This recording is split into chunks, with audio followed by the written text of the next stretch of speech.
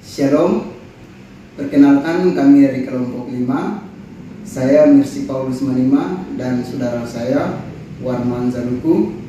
Di sini kami akan menyampaikan tugas kami yang diberikan oleh dosen Ibu Jerita kepada kami mengenai hakikat kurikulum. Di sini ada dua bagian besar yang akan kami bahas. Yang pertama yaitu peranan kurikulum dan yang kedua adalah fungsi kurikulum. Di sini saya akan membahas yang pertama yaitu peranan kurikulum, dan pembahasan yang kedua fungsi kurikulum akan dibahas oleh saudara Warman Zaluku. Kita masuk dalam pembahasan yang pertama yaitu peranan kurikulum.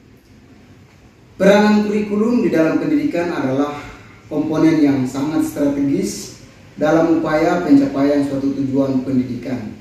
Adapun upaya untuk mencerdaskan kehidupan bangsa merupakan bagian yang terpenting dari sekian permasalahan bangsa. Setiap warga negara sudah dijamin oleh Undang-Undang 1945 untuk mendapatkan kecerdasan melalui proses pendidikan.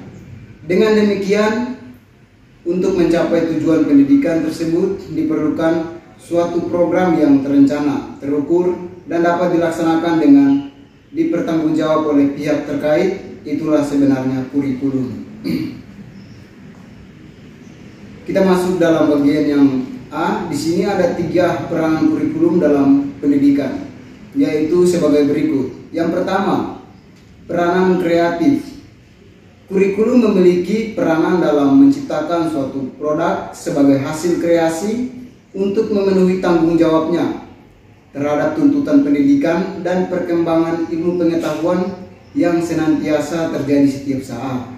Peranan kreatif menekankan bahwa kurikulum harus mampu mengembangkan keterbaruan sesuai dengan perkembangan yang terjadi dan kebutuhan-kebutuhan masyarakat pada masa sekarang dan masa yang akan datang.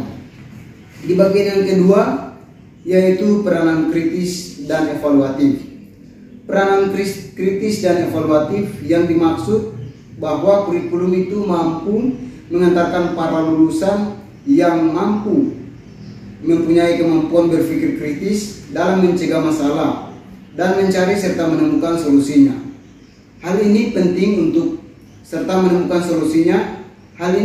untuk dimiliki oleh setiap individu sebagai bekal hidup di tengah-tengah masyarakat yang sedang dan mengalami perubahan.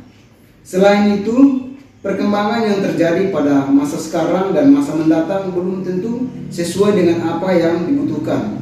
Oleh karena itu, peran kurikulum tidak hanya mewariskan nilai dan budaya yang ada atau menerapkan hasil perkembangan baru yang terjadi, melainkan juga memiliki peranan yang menilai dan memilih nilai dan budaya serta pengetahuan baru yang akan diwariskan tersebut secara kritis, sekaligus mencari nilai-nilai budaya tersebut dan sesuai dengan tuntutan hari ini dan hari yang akan datang. Di bagian yang ketiga, peranan konservatif. Peranan ini menekankan bahwa kurikulum merupakan tradisi lama yang baik dan masih bisa digunakan dalam budaya pendidikan saat ini, sekaligus dapat dijadikan sebagai sarana untuk mentransmisikan nilai-nilai budaya masa lalu yang tersebut yang masih relevan dengan masa kini kepada peserta didik. Dengan demikian, peranan konservatif pada hakikatnya mendudukan kurikulum yang berorientasi kepada tradisi lama untuk ditanamkan pada generasi muda. Peranan ini sifatnya terjadi sangat besar atau sangat mendasar, disesuaikan dengan kenyataan bahwa pendidikan pada hakikatnya merupakan proses perubahan sosial yang selalu dinamis dan progresif. Salah satu tugas pendidikan yaitu mempengaruhi dan membina perilaku siswa sesuai dengan nilai-nilai sosial yang hidup di lingkungan masyarakat, masa lampau dan masa yang sekarang. Demikian untuk pembahasan yang pertama. Pembahasan yang kedua akan dilanjutkan oleh saudara saya, Warman. 3. Sekarang kita masuk pada nomor 2, fungsi kurikulum. Dalam fungsi kurikulum ini ada 5 bagian fungsi kurikulum di dalam suatu pendidikan. Yang pertama adalah fungsi integrasi. Jadi fungsi integrasi ini adalah kurikulum yang tersebut menjelaskan bagaimana suatu keutuhan yang terintegrasi dalam satu kesatuan secara menyeluruh atau komprehensif. Artinya apa? Kurikulum terintegrasi dalam satu kesatuan secara komprehensif dan holistik. Kemudian, fungsi yang kedua adalah fungsi diferensiasi. Fungsi diferensiasi ini merupakan kurikulum yang harus mampu menyediakan bahan atau materi yang beragam sesuai dengan tingkat kemampuan dan kebutuhan peserta didik. Jadi fungsi ini tergantung pada setiap kebutuhan apa yang menjadi kebutuhan peserta didik itu sendiri. Kemudian fungsi yang ketiga adalah fungsi pemilihan. Fungsi pemilihan ini juga merupakan kurikulum yang menyediakan pilihan-pilihan bagi peserta didik yang sesuai dengan kondisi yang diperlukan.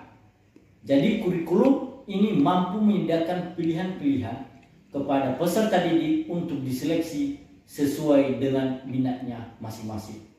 Kemudian fungsi yang terakhir adalah fungsi penyesuaian, di mana fungsi ini kurikulum itu mampu menyesuaikan dengan kebutuhan dan perubahan yang terjadi atau sering disebut dengan sesuai dengan perkembangan zaman, sehingga kurikulum tersebut dapat menyesuaikan dengan kebutuhan dan tuntunan yang dibutuhkan saat itu juga.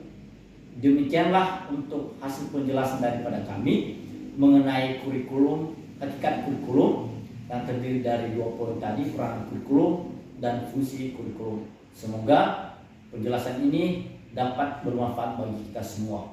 Terima kasih.